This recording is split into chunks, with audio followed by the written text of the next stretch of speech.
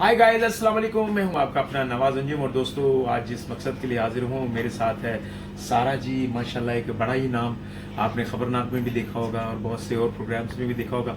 एक out class voice और मेरे साथ अहमद नवाज, माई सन, ये भी बेटी है। इन दोनों ने दोनों ने मिलकर एक सॉन्ग नया गाया है जो टप्पे और माइये हैं।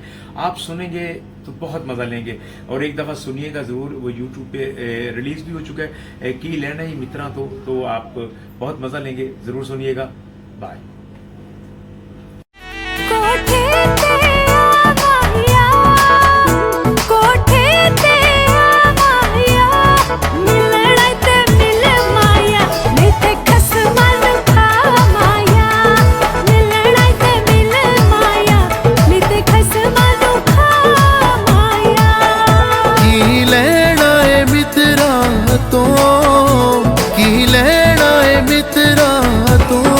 मिलन ते आ जावा डर लग गए चितरा तो मिलन ते आ जावा डर लग गए चितरा तो।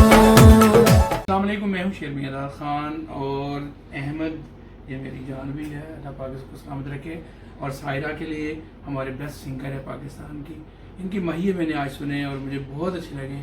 तो मेरी यही बस विश है दिल की कि अल्लाह पाक इनको कामयाब करे और आप इनके गाने को यूट्यूब पे सर्च करके उसको लाइक सब्सक्राइब करें और शेयर करें। बहुत शुक्रिया, थैंक यू।